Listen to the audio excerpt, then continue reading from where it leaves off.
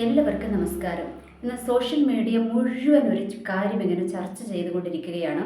Social media മാത്രമല്ല, മുൻനിര മാധ്യമങ്ങൾ മുഴുവൻ ഒരേ ഒരു കാര്യം മാത്രമാണ് ഇന്ന് ചർച്ച ചെയ്തുകൊണ്ടിരിക്കുന്നത്. നമ്മൾക്ക് എല്ലാവർക്കും അറിയാം, ഒരു കുടുംബം, ജസ്റ്റ് ഒരു കുടുംബത്തിൻ്റെ അകത്ത് വന്ന ഒരു ചെറിയ താളപ്പിഴകളെ കുറിച്ചാണ് ഇന്ന് സോഷ്യൽ മീഡിയയും മുൻനിര മാധ്യമങ്ങളടക്കം ഇന്ന് ചർച്ച ചെയ്തുകൊണ്ടിരിക്കുന്നതെന്ന് നമ്മൾക്ക് മനസ്സിലാക്കുവാനായിട്ട് കഴിഞ്ഞു അല്ലേ.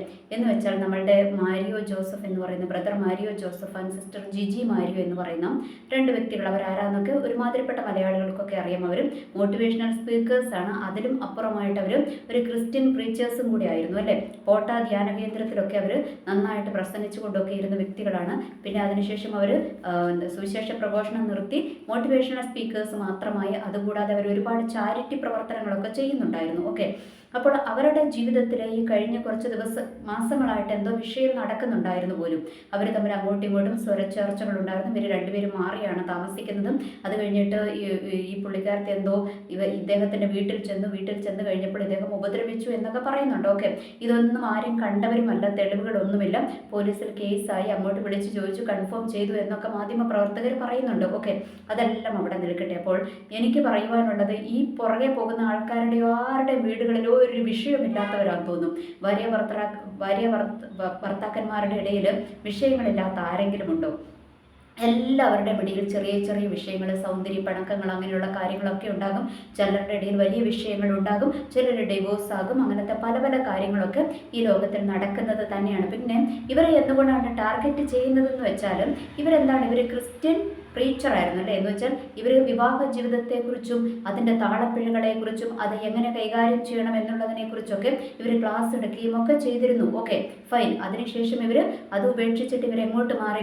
ചാരിറ്റി മോട്ടിവേഷണൽ സ്പീക്കേഴ്സ് മാത്രമായിട്ട് ഇവർ മാറുവാനായിട്ട് ഇടയായി. ഓക്കെ, അപ്പോൾ ഇങ്ങനെയെല്ലാം ഇവരായിത്തീർന്നു. അതുകൊണ്ട് സമൂഹം മുഴുവൻ ഇവരെ ഉറ്റുനോക്കിക്കൊണ്ടിരുന്നു. എന്ന് വെച്ചാൽ ഇവരുടെ ജീവിതത്തിൽ എന്തെങ്കിലും, ഇപ്പോൾ ഈ കോലാഹലങ്ങളൊക്കെ കാണുമ്പോൾ നമ്മൾക്ക് മനസ്സിലാകുന്നതും ഇവരുടെ ജീവിതത്തിൽ എന്തെങ്കിലും ഒരു താളപ്പിഴകൾ സംഭവിക്കുന്നുണ്ടോ എന്ന് നോക്കി എല്ലാവരും ഇരിക്കുകയായിരുന്നു. അതാണ് അവർക്കൊരു ചെറിയ കാര്യം കിട്ടിയപ്പോഴത്തേക്കും അവരതിനെ എടുത്തിട്ടങ്ങ് ആഘോഷിക്കുകയായിരുന്നു. എന്നാൽ സോഷ്യൽ മീഡിയ ഇതിനെ എടുത്ത് ആഘോഷിച്ചുകൊണ്ടിരിക്കുമ്പോൾ സിസ്റ്റർ ജിജി മാരിയുടെ പേജിനകത്ത് അവരിട്ടേക്കുന്ന ഒരു കാര്യം കാണുവാൻ, ഒരു കമൻറ്റ് ഞാൻ വായിക്കുവാനായിട്ടിടയായി. ഒരു പോസ്റ്റിൻ്റെ താഴെ അവർ കൊടുത്തിരിക്കുന്ന കമൻറ്റ്, ആരാണ് ഇതൊക്കെ പറഞ്ഞത്, ഞങ്ങൾ സെപ്പറേറ്റഡ് ആയി എന്ന് ആരാണ് പറഞ്ഞതെന്നൊക്കെ പുള്ളിക്കാരത്ത് ചോദിക്കുന്നുണ്ട്. അപ്പോൾ അതിൻ്റെ അർത്ഥം അവർ സെപ്പറേറ്റഡ് ആയിട്ടൊന്നുമില്ല, അവർ അതിനു വേണ്ടിയിട്ടുള്ള കാര്യങ്ങളൊക്കെ ചെയ്യുന്നുണ്ടാകും. എന്ന് വെച്ചാൽ സാധാരണ ഭാര്യ ഭർത്താക്കന്മാരുടെ ഇടയിലുള്ള എന്തെങ്കിലും ഒരു വിഷയം അവരുടെ ജീവിതത്തിൽ വന്നിട്ടുണ്ടാകും. അപ്പോൾ അതിനെ എങ്ങനെയെങ്കിലും ഒന്ന് കൂട്ടി യോജിപ്പിച്ച് കൊണ്ടുപോകാൻ അവരുടെ ഇരുഭാഗത്തു നിന്നുള്ള ശ്രമങ്ങൾ നടക്കുന്നുണ്ടാകും, അറിഞ്ഞുകൂടാ. ഓക്കെ, അതെന്തെങ്കിലും ആകട്ടെ. അപ്പോൾ എന്നെ കേൾക്കുന്ന എൻ്റെ പ്രേക്ഷകരോട് എനിക്ക് പറയുവാനുള്ളത് ഒറ്റ കാര്യമാണ്. നമ്മൾ ഒരിക്കലും ഒരു വ്യക്തികളുടെയും തകർച്ചകളെ നമ്മൾ ആഘോഷിക്കരുത്. കാരണം കുടുംബജീവിതം എന്നൊക്കെ പറയുന്നത് നമ്മൾക്കൊന്നും സങ്കല്പിക്കുവാനോ നമ്മൾക്കൊന്നും പ്രവചിക്കുവാനോ പറ്റാത്ത കാര്യമാണല്ലേ. അത് ദൈവത്തിൻ്റെ കരത്തിൽ മാത്രം ഭദ്രമായിരിക്കുന്ന കാര്യമാണ്. അല്ലാത്തതൊക്കെ തകർന്നു പോവുക തന്നെ ചെയ്യും. ഒന്നും നമ്മൾക്ക് അറിഞ്ഞുകൂടാ. കാരണം ചിലത് തകരും, ചിലത് തകരാതെ നിൽക്കും. കാരണം ദൈവത്തിൻ്റെ സംരക്ഷണം, ഒരു ദൈവവൈതലിനെ സംബന്ധിച്ചിടത്തോളം ദൈവത്തിൻ്റെ സംരക്ഷണം ഉണ്ട് എങ്കിൽ ആ കുടുംബം തകരാതെ ദൈവം കാത്തു സൂക്ഷിക്കുമെന്നുള്ളത് മാത്രമാണ് നമ്മളുടെ പ്രത്യാശ. ഓക്കെ, അപ്പോൾ ഞാൻ പറഞ്ഞു വരുന്നത് എന്താണ്, നമ്മൾ ആരുടെയും തകർച്ചകളെ ആഘോഷിക്കുവാനായിട്ട് പോകരുത്. സോഷ്യൽ മീഡിയ എന്താണ് നിങ്ങൾക്ക് പറ്റിയത്? സ്വന്തം കുടുംബത്തിൽ ഇനിയിപ്പോൾ എത്ര വലിയ മനുഷ്യരാണെങ്കിൽ എല്ലാവരും ബലഹീനരാണ്. കാരണം അത് എത്ര വലിയ പ്രീച്ചേഴ്സ് ആണെങ്കിലും, എത്ര വലിയ അച്ഛന്മാരാണെങ്കിലും, മെത്രാന്മാരാണെങ്കിലും, പാസ്റ്റർമാരാണെങ്കിലും, ബിഷപ്പുമാരാണെങ്കിലും, ആരാണെങ്കിലും ആകട്ടെ, എല്ലാവരും മനുഷ്യരാണ്. ആരുടെയെങ്കിലുമൊക്കെ ജീവിതത്തിലും താളപ്പിഴകളൊക്കെ സംഭവിക്കാം എന്നുള്ളത് ഒരു നഗ്നമായ സത്യമാണ്. ഒന്ന്. ഇനി രണ്ടാമത്തത്, നമ്മൾ പുറമേ കാണുന്നതൊന്നും ആയിരിക്കുകയല്ല ചിലപ്പോൾ അകത്തുള്ളത്. കാരണം ഇവരൊത്തിരി സ്നേഹപ്രകടനങ്ങളൊക്കെ ഇവരുടെ പോസ്റ്റുകളിലൂടെയും ഒക്കെ ഇവർ സമൂഹത്തിൻ്റെ മുൻപിൽ ഒത്തിരി ചേർച്ചയിലാണ് ഇവർ പോകുന്നതെന്ന് സമൂഹത്തിൻ്റെ മുൻപിൽ ഒത്തിരി എക്സ്പോസ് ചെയ്തിരുന്നു. പ്രത്യേകിച്ച് എനിക്ക് തോന്നുന്നു ആ ബ്രദർ മാരിയോ എന്ന് പറയുന്ന സഹോദരൻ്റെ ബ്രദർ മാരിയോ എന്ന് പറയുന്ന പുള്ളി കുറച്ചും കൂടിയൊക്കെ നാച്ചുറലായിട്ട്, സ്വന്തമായ ഒരു നാച്ചുറലായിട്ട് തന്നെയാണ് പോകുന്നത്. എന്നാൽ പുള്ളിക്കാരത്തിൻ്റെ വീഡിയോ ഒക്കെ കാണുമ്പോൾ പലപ്പോഴും എനിക്ക് തോന്നിയിട്ടുണ്ട് ഒരു ആർട്ടിഫിഷ്യലായിട്ട്. എന്ന് വെച്ചാൽ അവരുടെ സ്വാഭാവികമല്ലാത്ത ഒരു അഭിനയം അവരിലുണ്ടോ എന്ന് പലപ്പോഴും എനിക്ക് തോന്നിയിട്ടുണ്ട്. ഞാൻ അതുകൊണ്ട് അവരുടെ ഒരു വീഡിയോകളും ഞാൻ അങ്ങനെ കണ്ടിട്ടില്ല. പലപ്പോഴും അവിടെ ഇവിടെയൊക്കെ ട്രോളുകളൊക്കെ ആൾക്കാരിടുമ്പോൾ പലപ്പോഴും ഒന്ന് നോക്കിയിട്ടുണ്ടെന്നല്ലാതെ ഞാൻ അവരുടെ മോട്ടിവേഷണൽ ക്ലാസ്സുകളൊന്നും ഞാൻ കേൾക്കാറില്ല. ഓക്കെ, അപ്പോൾ അതുകൊണ്ട് പലപ്പോഴും അവരുടെ ആക്ഷൻസ് ഒക്കെ കാണുമ്പോൾ എനിക്ക് അങ്ങനെ തോന്നിയിട്ടുണ്ട്. എനിവേ, അതെല്ലാം അവിടെ നിൽക്കട്ടെ. ഞാൻ പറഞ്ഞു വരുന്നത് എന്താണ്, എത്ര വല്ല അതിവിശുദ്ധരാണെങ്കിലും അവരുടെയൊക്കെ ജീവിതത്തിൽ എന്ത് സംഭവിക്കാം? താളപ്പിഴകൾ സംഭവിക്കാം. ഒന്ന്. ഇനി രണ്ടാമത്തത് എന്താണ്? രണ്ടാമത്തത് നമ്മൾ മറ്റുള്ളവരുടെ മുൻപിൽ ഒത്തിരി അഭിനയിച്ച് തകർക്കുവാനായിട്ട് പോകരുത്. ഇത് ഞാൻ അവരെ ഉദ്ദേശിച്ചല്ല പറയുന്നത്, ഞാൻ പൊതുവെ പറഞ്ഞതാണ്. നമ്മൾ ഒത്തിരി അഭിനയിക്കാൻ പോകണ്ട. കാരണം ഈ അഭിനയിക്കാൻ പോയി കഴിഞ്ഞാൽ അതെന്തെങ്കിലുമൊക്കെ പൊട്ടി തകരുക തന്നെ ചെയ്യും. അതുകൊണ്ട് നമ്മൾ എന്ത് ചെയ്യണം? നമ്മളായിട്ട് സമൂഹത്തിന് മുൻപിൽ ജീവിക്കുവാനായിട്ട് ശ്രമിച്ചാൽ മതി. അതിൻ്റെ പല വീഡിയോകളിലും ഞാൻ പറയാറുണ്ട്, നമ്മളായിട്ട് അങ്ങ് ജീവിക്കുക. അപ്പോൾ എന്താണ്? പൊട്ടിത്തകരുവോ അല്ലെങ്കിൽ തകർന്നു പോകുമോ അല്ലെങ്കിൽ അങ്ങ് ആകാശം മുട്ട ഉയരുവോ എന്നുള്ള ടെൻഷൻസ് ഒന്നും നമ്മൾക്ക് ആവശ്യമില്ല. എന്താണ്? നമ്മളായിട്ട് സമൂഹത്തിൻ്റെ മുൻപിലും നമ്മളുടെ കുടുംബജീവിതത്തിലും നമ്മളുടെ പേഴ്സണൽ ലൈഫിലും നമ്മളായിട്ട് ജീവിക്കുവാനായിട്ട് ശ്രമിക്കുക. രണ്ടാമത്തത്. മൂന്നാമത്തത്, ദൈവത്തിൻ്റെ കരത്തിൽ നമ്മളെ ഏൽപ്പിച്ചു കൊടുക്കുക. ദൈവമേ, ഞങ്ങളുടെ കുടുംബജീവിതം ദൈവം അനുഗ്രഹിക്കണം, ദൈവം അനുഗ്രഹിച്ചാൽ മാത്രമേ മുൻപോട്ട് പോകുവാൻ കഴിയത്തുള്ളൂ എന്ന് പറഞ്ഞ് ദൈവത്തിൻ്റെ കരത്തിൽ ഏൽപ്പിക്കുക. ഞാൻ അന്ന് ഏതോ ഒരു വീഡിയോയിൽ പറഞ്ഞിരുന്നു, നമ്മൾ ഒരു ആഴ്ചയിൽ ഒരു ദിവസമെങ്കിലും കുടുംബസ്ഥരായിരിക്കുന്നവർ കുടുംബജീവിതത്തിൻ്റെ ഭദ്രതയ്ക്ക് വേണ്ടി ഫാസ്റ്റിംഗ് ഇരിക്കണം, പ്രാർത്ഥിക്കണം. കാരണം കുടുംബജീവിതങ്ങളെ തകർക്കുവാൻ ദൈവം സ്ഥാപിച്ചതാണ് കുടുംബം. അതിനെ തകർക്കുവാൻ പിശാച് എപ്പോഴും ശ്രമിച്ചുകൊണ്ടിരിക്കുകയാണ്. കാരണം കുടുംബത്തെ തകർത്ത് കഴിഞ്ഞാൽ തലമുറകളെ തകർക്കാൻ എളുപ്പമാണ്. അതുകൊണ്ട് പിശാച് എപ്പോഴും കുടുംബ ബന്ധങ്ങളെ തകർക്കുവാനായിട്ട് ശ്രമിച്ചുകൊണ്ടേയിരിക്കും. അതുകൊണ്ട് നമ്മുടെ ദൈവസന്നിധിയിൽ നിരന്തരമായിട്ട് പ്രാർത്ഥിക്കണം. ഇനി അടുത്തത് എനിക്ക് നാലാമത്തത് പറയുവാനുള്ളത് എന്താണ്? നമ്മൾ ഒരിക്കലും ഒരാളുടെ വീഴ്ചയിൽ, അതായത് കുടുംബജീവിതം തകരുന്നവരുടെ വീഴ്ച നോക്കി നമ്മൾ ഒരിക്കലും അത് ആഘോഷമാക്കരുത്. കാരണം നാളെ നമ്മളുടെ കുടുംബജീവിതത്തിൽ എന്ത് സംഭവിക്കുമെന്നും ദൈവത്തിന് മാത്രമേ അറിയത്തുള്ളൂ, അല്ലേ? വേറെ ആർക്കും അത് പറയുവാനായിട്ട് പറ്റത്തില്ല. അതുകൊണ്ട് നമ്മൾ ഒരിക്കലും വേറൊരാളുടെ വീഴ്ച നോക്കി നമ്മൾ സന്തോഷിക്കുവാനായിട്ട് നിൽക്കരുത്. കാരണം ഈ കുടുംബജീവിതം എന്ന് പറയുന്നത് എന്താണ്? ഒരു എന്തെങ്കിലും ഒരു വിഷയം കടന്നു വന്നാൽ മതി, അതിനകത്ത് വിഷയങ്ങൾ വരുവാനായിട്ടുള്ള ചാൻസുകളുണ്ട്. ഇനി ഒന്നും വേണ്ട, നമ്മുടെ സാമ്പത്തിക മേഖലയൊന്ന് തകർന്നാൽ മതി, ഇന്നലെ വരെ ഉണ്ടായിരുന്ന സമാധാനം എതിരെ പോയി എന്ന് നോക്കേണ്ട ഒരു ആവശ്യവുമില്ല, അത് പോയിട്ടുണ്ടാകും. ഇനി രോഗം, അത് കടന്നു വന്നാൽ മതി, സമാധാനം പോയിട്ടുണ്ടാകും. അങ്ങനെ പല വിധത്തിൽ പിശാച് ഏത് വിധത്തിൽ വേണമെങ്കിലും നമ്മളുടെ കുടുംബജീവിതത്തെ തകർക്കുവാനായിട്ട് കയറി കളിക്കുവാനായിട്ട് പറ്റും. അതുകൊണ്ട് ഒരിക്കലും നമ്മൾ വേറൊരാളുടെ വീഴ്ച നമ്മൾ ഒരിക്കലും ആഘോഷിക്കരുത്. സമൂഹം പറയട്ടെ, അവർ കിടന്ന് പറയട്ടെ, കാരണം അവരുടെയൊക്കെ കുടുംബജീവിതത്തിൽ അതിനെ കഴിഞ്ഞ വിഷയങ്ങളുണ്ടാകും. എന്നാലും അതൊക്കെ മറച്ചു വെച്ചിട്ട് നമ്മൾ വേറൊരാളുടെ വീഴ്ച ആഘോഷിക്കും. അതുകൊണ്ട് എന്നെ കേൾക്കുന്ന എൻ്റെ പ്രേക്ഷകരോട് എനിക്ക് പറയാനുള്ളത്, നമ്മൾ ഒരിക്കലും വേറൊരാളുടെ വീഴ്ച നമ്മൾ ആഘോഷിക്കരുത്. ഓക്കെ. ഇനി അടുത്തൊരു കാര്യം കൂടി കുടുംബസ്ഥരായിരിക്കുന്നവരോടും അല്ലാത്തവരോടും ഒക്കെ എനിക്ക് പറയാനുള്ളത്, നമ്മളുടെ പേഴ്സണൽ കാര്യമാകട്ടെ, നമ്മളുടെ ഒഫീഷ്യൽ കാര്യമാകട്ടെ, ഒരിക്കലും നമ്മളുടെ കുഞ്ഞുങ്ങളുടെ വിഷയങ്ങളാകട്ടെ, ഒരിക്കലും നമ്മൾ സമൂഹത്തിൻ്റെ മുൻപിലോട്ട് അവരെ വലിച്ചു കയറുവാൻ ഇട്ടുകൊടുക്കരുത്. കാരണം എന്താണെന്നറിയാവോ? സമൂഹത്തിൻ്റെ മുൻപിലോട്ട് വലിച്ചു കയറി കൊടുത്തു കഴിഞ്ഞാലത്തെ വിഷയം എന്താണെന്നറിയാവോ? ഇവിടെ റീജോയിൻറ്റ് ആയിക്കഴിഞ്ഞാലും സമൂഹം റീജോയിൻ്റ് ആകാൻ വിടത്തില്ല. കാരണം അവരത് വർഷങ്ങൾ കഴിഞ്ഞാലും അത് പാടിക്കൊണ്ട് നടക്കും. അതുകൊണ്ട് ഒരിക്കലും നമ്മൾ എന്താണ്, നമ്മുടെ സമൂഹത്തിൻ്റെ മുൻപിലോട്ട് നമ്മളുടെ കുടുംബത്തിൻ്റെ വിഷയങ്ങൾ കൊടുക്കരുത്. കാരണം പലപ്പോഴും ഇന്ന് ആൾക്കാർക്ക് പറ്റിപ്പോകുന്നതാണ്. നമ്മൾ പലപ്പോഴും ചിലപ്പോൾ അയൽവക്കത്തുള്ളവരോടായിരിക്കും പറയുന്നത് കുടുംബജീവിതത്തിൻ്റെ വിഷയം എന്ന് വെച്ചാൽ, അയ്യോ അയാളെ കൊണ്ട് പൊറുതി മുട്ടിയിരിക്കുവെന്ന്, ഏതാ ഹസ്ബൻഡിനെ കുറിച്ചാണ് പറയുന്നത്, അല്ലെങ്കിൽ ചിലപ്പോൾ ഭാര്യനെ കുറിച്ച് പറയും, അതിനെ കൊണ്ട് പൊറുതി മുട്ടിയെന്നായിരിക്കും പറയുന്നത്. ഇത് ഒരാളോടായിരിക്കും, നമ്മൾക്ക് വിശ്വസ്തരായ ഒരാളോടായിരിക്കും നമ്മൾ പറയുന്നത്. അവൻ എന്ത് ചെയ്യും? അവൻ്റെ അടുത്ത വിശ്വസ്തൻ്റെ അടുത്ത് പറയും. ഇനി ആ വിശ്വസ്തൻ ചിലപ്പം എന്താണ്, BBC ആയിരിക്കും, എന്ന് വെച്ചാൽ നാട് നീളം പറഞ്ഞുകൊണ്ട് നടക്കുന്നവനായിരിക്കും. അവൻ നാട് നീളെ ആ കഥകൾ പറഞ്ഞുകൊണ്ട് നടക്കും. ഓർക്കുക, നമ്മളുടെ കുടുംബം എന്താണ്? അപ്പോൾ ആ രണ്ട് വ്യക്തികൾ മറ്റുള്ളവരുടെ മുൻപിൽ ഒരാൾ മാത്രമല്ല, പറയുന്നവൻ മാത്രമല്ല, മറ്റേയാളും, നമ്മൾ ആരുടെ കുറ്റമാണോ പറയുന്നത് ആ വ്യക്തിയും, രണ്ടുപേരും എന്താണ്, സമൂഹത്തിൻ്റെ മുൻപിൽ ഒരു അപഹാസ്യ പാത്രമായി നിൽക്കുകയാണെന്നുള്ളൊരു യാഥാർത്ഥ്യം നമ്മൾ മറക്കരുത്. അതുകൊണ്ട് നമ്മളുടെ കുടുംബജീവിതത്തിൻ്റെ വിഷയങ്ങൾ, കുടുംബത്തിൻ്റെ വിഷയങ്ങൾ, തലമുറകളുടെ വിഷയങ്ങൾ, സഹോദരങ്ങളുടെ വിഷയങ്ങൾ ഒരിക്കലും നമ്മുടെ സമൂഹത്തിൻ്റെ മുൻപിലോട്ട് നമ്മൾ ഇട്ടുകൊടുക്കരുത്. അത് അവിടെ തന്നെ മാക്സിമം നമ്മൾ ഹാൻഡിൽ ചെയ്യുവാനായിട്ട് ശ്രമിക്കുക. ഇനി അത് പറ്റുന്നില്ലേ, നമ്മൾക്ക് എന്താ പറയുക, നമ്മൾക്ക് വിശ്വാസമുള്ള ആരുടെയെങ്കിലും അടുത്ത്, എന്ന് വെച്ചാൽ നമ്മൾ തെറ്റായ ഗൈഡൻസിലോട്ട് നടക്കുന്നവരുടെ അടുത്തല്ല, ഏതെങ്കിലും നല്ല കൗൺസിലേഴ്സിൻ്റെ അടുത്ത്, ഡോക്ടേഴ്സ്, അതുപോലെയുള്ള സൈക്കോളജിസ്റ്റ് ഉണ്ടല്ലോ, അങ്ങനെയുള്ളവരുടെ അടുത്തോട്ട് മാത്രം, കുടുംബജീവിതങ്ങളെക്കുറിച്ച് കൗൺസിലിംഗ് എടുക്കുന്നവരുടെ അടുത്തോട്ട് മാത്രം നമ്മൾ പോകുവാനായിട്ട് ശ്രമിക്കുക. ഇനി ചിലരുണ്ട് കേട്ടോ, എന്തെങ്കിലും ഒരു ചെറിയ വിഷയം വരുമ്പോഴത്തേക്കും ഓടി ഫോൺ എടുക്കും. ആരെയാണ് വിളിക്കുന്നത്? പാസ്റ്ററമ്മേ, അല്ലെങ്കിൽ അച്ഛാ എന്ന് പറഞ്ഞുകൊണ്ട് അങ്ങോട്ട് വിളിച്ചിട്ട് നമ്മളുടെ കുടുംബജീവിതത്തിൻ്റെ ചെറിയ വിഷയങ്ങൾ എന്ത് ചെയ്യും? അവരുടെയൊക്കെ മുൻപിൽ അവതരിപ്പിച്ചു കൊടുക്കും. ഓർക്കുക, ചിലപ്പോൾ മിക്കപ്പോഴും എനിക്ക് തോന്നുന്നു അച്ഛന്മാരൊക്കെ അത്ര പ്രശ്നക്കാരല്ല. എന്ന് വെച്ചാൽ അവർക്ക് പിന്നെ ഭാര്യ അടുത്തില്ലല്ലോ, ഭാര്യയൊന്നുമില്ലാത്തത് കൊണ്ട് അവർ എന്തായാലും ഭാര്യയുടെ അടുത്ത് ഷെയർ ചെയ്യത്തില്ല. ഒട്ടുമിക്കൊരു 75% അച്ഛന്മാരും അത് കോൺഫിഡൻഷ്യലായിട്ട് വെക്കാനാണ് ചാൻസ്. എന്നാൽ പാസ്റ്റർമാരെ സംബന്ധിച്ചിടത്തോളം ഒരു 25 മാത്രമേ കോൺഫിഡൻഷ്യലായിട്ട് വെക്കത്തുള്ളൂ. ബാക്കി 75% അത് പുറത്തോട്ട് വിടും. അതെങ്ങനെയാണെന്നറിയാമോ? പാസ്റ്റർ ചിലപ്പോൾ നല്ല കൃപയിലായിരിക്കും, പക്ഷേ പാസ്റ്റർ അമ്മാമ്മയോട് ഷെയർ ചെയ്യും, എടി ഇന്ന് നമ്മുടെ ചർച്ചിലെ ഇന്ന ആൾ വിളിച്ചിരുന്നു, അവൻ്റെ കുടുംബജീവിതത്തിൽ അല്ലെങ്കിൽ അവൻ്റെ മകൻ്റെ വിഷയം ഇങ്ങനെയുണ്ടെന്ന് അമ്മാമ്മയുടെ അടുത്തും കൂടെ ഷെയർ ചെയ്യും. അമ്മാമ്മ എന്ത് ചെയ്യും? അമ്മാമ്മയുടെ അടുത്ത് ഷെയർ ചെയ്യും. ആ അമ്മാമ്മ അച്ചാൻ്റെ അടുത്ത് ഷെയർ ചെയ്യും. അതങ്ങനെ ഷെയർ ചെയ്ത് പോയിട്ട് ആ സഭ മുഴുവൻ പാട്ടാകും. വിഷയം ചെറുതേ ഉണ്ടാകത്തുള്ളൂ, ഒരു സൂചി കൊണ്ട് എടുക്കേണ്ട വിഷയം ഉണ്ടാകത്തുള്ളൂ. എന്നാൽ എല്ലാവരും കൂടി അറിഞ്ഞു കഴിയുമ്പോൾ അതൊരു തൂമ്പ കൊണ്ട് എടുക്കേണ്ട വിഷയമാക്കി അവർ മാറ്റിത്തരും. അതുകൊണ്ട് നമ്മൾ കഴിവതും നമ്മളുടെ കുടുംബജീവിതത്തിൻ്റെ വിഷയം നമ്മളുടെ കുടുംബത്തിൽ ഒതുക്കി തീർക്കുവാൻ നമ്മൾ ശ്രമിക്കുക. ഇനി അതിലപ്പുറം വന്നു കഴിഞ്ഞാൽ ദൈവത്തിൻ്റെ സന്നിധിയിൽ മുട്ടുമടക്കുക, ഫാസ്റ്റിംഗ് ഇരിക്കുക. അവിടുന്ന് നമുക്ക് വിടുതൽ ലഭിക്കാത്ത ഒരു വിഷയവും പുറത്തുനിന്ന് കിട്ടത്തില്ല കേട്ടോ. ഇനി പാസ്റ്ററിൻ്റെ അടുത്ത് പറഞ്ഞാൽ പാസ്റ്ററിൻ്റെ അടുത്തൊക്കെ പറയുന്നത് നല്ലതാണ്. ചിലർക്ക് എന്താ പറയുക, അതിങ്ങനെ സ്വന്തമായിട്ട് ഹാൻഡിൽ ചെയ്യാൻ പറ്റാതെ വന്നു കഴിയുമ്പോൾ പാസ്റ്ററിൻ്റെ അടുത്തോ അച്ഛൻ്റെ അടുത്തോ ഒക്കെ ഷെയർ ചെയ്യുന്നത് നല്ലതാണ്. പക്ഷേ അവരെങ്ങനെയുള്ള കൃപയിലുള്ളവരാണോ എന്ന് നോക്കിയിട്ട് മാത്രമേ നമ്മളത് ഷെയർ ചെയ്യുവാനായിട്ട് പോകത്തുള്ളൂ. ഓക്കെ. ഇനി അടുത്തത് എന്താണ്? മക്കളുടെ വിഷയം വരുമ്പോൾ അവരുടെ ജീവിതത്തിൽ വീഴ്ചകളൊക്കെ ചിലപ്പോൾ വരും. ഓക്കെ. അപ്പോൾ വീഴ്ചകൾ വന്നു കഴിയുമ്പോൾ എന്ത് ചെയ്യും? അത് നമ്മൾ നാട് നീളെ പറഞ്ഞുകൊണ്ട് നടക്കരുത് കേട്ടോ. നമ്മുടെ പ്രാർത്ഥനാ വിഷയം പോലെ ആയിരിക്കും പറയുന്നത്, അതെല്ലാവരോടും ഒന്ന് പറയരുത്. കാരണം നിങ്ങൾക്ക് തോന്നുന്നുണ്ടോ, നിങ്ങൾ പറയുന്ന എല്ലാ പ്രാർത്ഥനാ വിഷയങ്ങളും ഈ കേൾക്കുന്നവരെല്ലാം ഇരുന്നങ്ങ് കണ്ണടച്ച് നിങ്ങൾക്ക് വേണ്ടി പ്രാർത്ഥിക്കുമെന്ന് നിങ്ങൾക്ക് തോന്നുന്നുണ്ടോ? ഇല്ല. കാരണം അവർക്ക് അതിനൊന്നും സമയമില്ല. അതുകൊണ്ട് എല്ലാവരും പ്രാർത്ഥിക്കത്തില്ല. പ്രാർത്ഥിക്കുന്നവരില്ല എന്നല്ല, പ്രാർത്ഥിക്കുന്നവരുണ്ട്. ഓക്കെ. എല്ലാവരും ഒന്നും പ്രാർത്ഥിക്കത്തില്ല. അതുകൊണ്ട് നമ്മൾ ദോഷം വരാതെ പ്രാർത്ഥന വിഷയങ്ങൾ ഷെയർ ചെയ്യുന്നത് പോലും നമ്മൾ ദോഷം വരാതെ, ഇപ്പം എൻ്റെ കുടുംബജീവിതത്തിന് വേണ്ടി ഒന്ന് പ്രാർത്ഥിക്കണം കേട്ടോ, അതിനകത്ത് വിഷയം പറയണ്ട. അല്ലെങ്കിൽ എൻ്റെ കുഞ്ഞുങ്ങൾക്ക് വേണ്ടി ഒന്ന് പ്രാർത്ഥിക്കണം, നമ്മുടെ വിഷയം പറയണ്ട.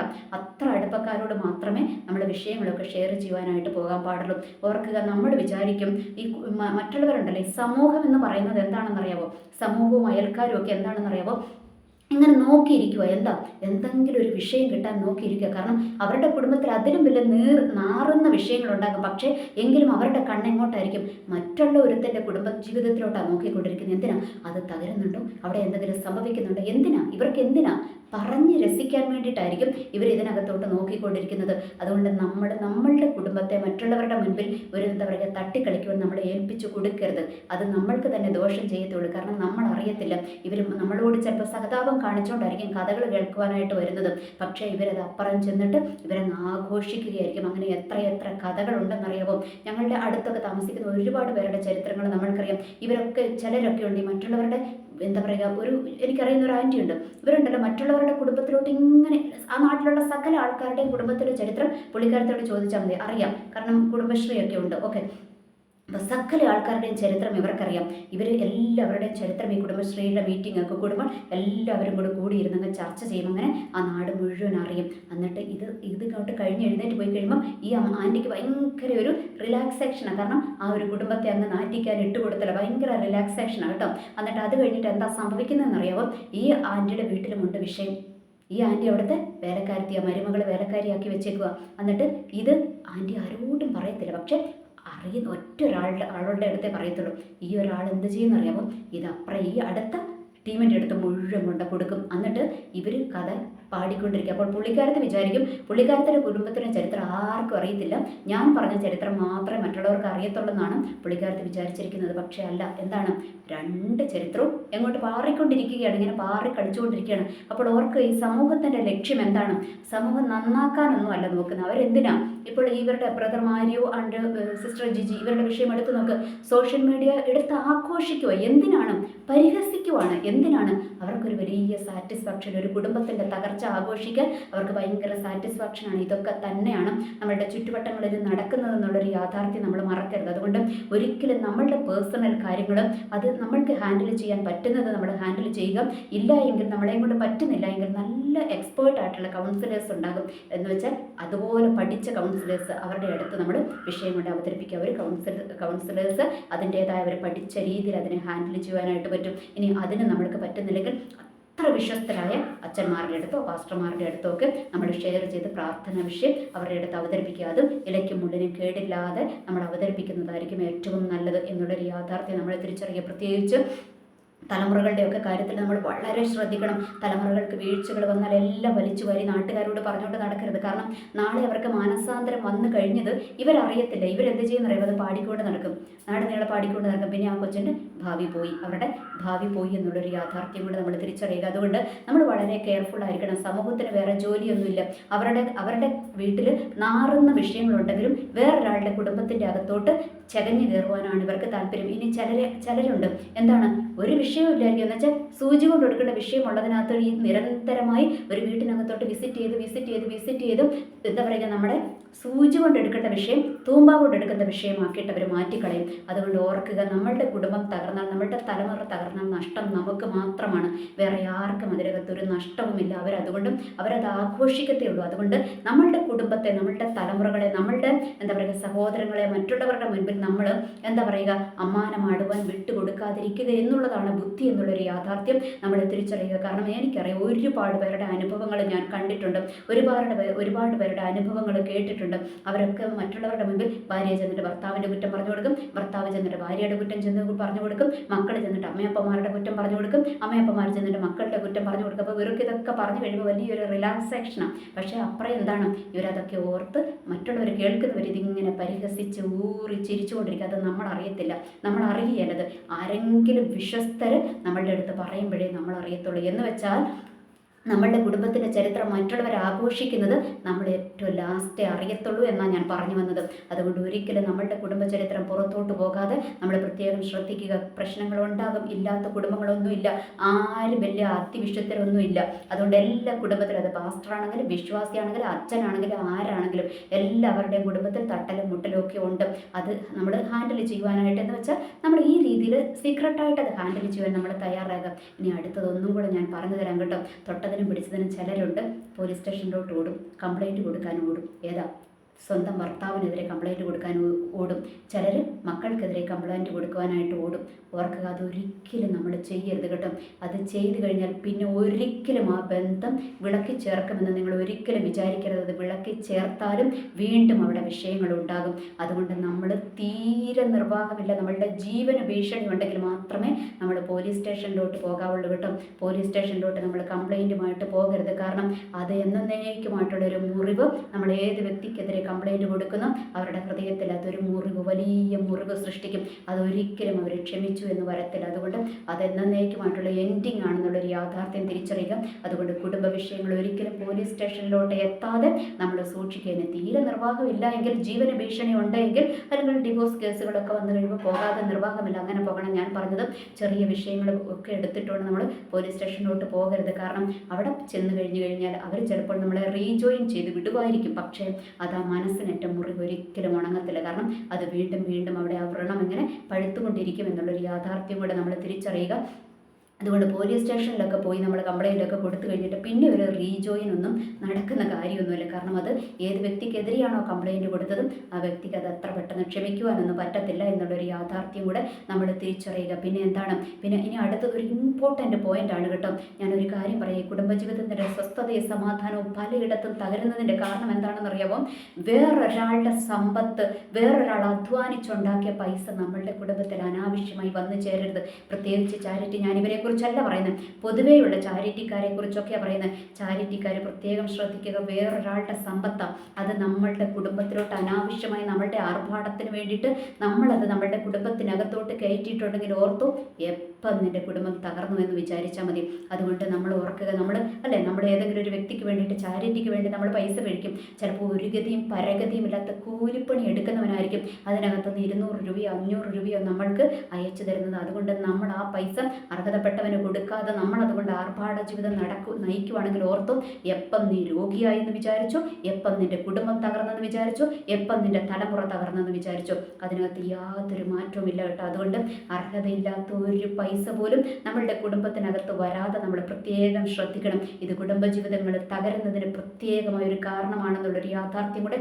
നമ്മൾ തിരിച്ചറിയുക. അർഹതയില്ലാത്ത സമ്പത്ത് അടിച്ചു മാറ്റി നമ്മളുടെ കുടുംബത്തിൽ വന്നിട്ട് നമ്മൾ എത്ര ഫാസ്റ്റിംഗ് ഇരുന്ന് പ്രാർത്ഥിച്ചാലും, എത്ര ദൈവസന്നിധിയിൽ നിലവിളിച്ചിട്ടും ഒരു കാര്യവും ഉണ്ടാകത്തില്ല എന്നുള്ളൊരു യാഥാർത്ഥ്യം കൂടെ നമ്മൾ തിരിച്ചറിയുക. എനിവേ, എല്ലാവർക്കും നല്ലൊരു ദിവസം ആശംസിക്കുന്നു. നന്ദി, നമസ്കാരം.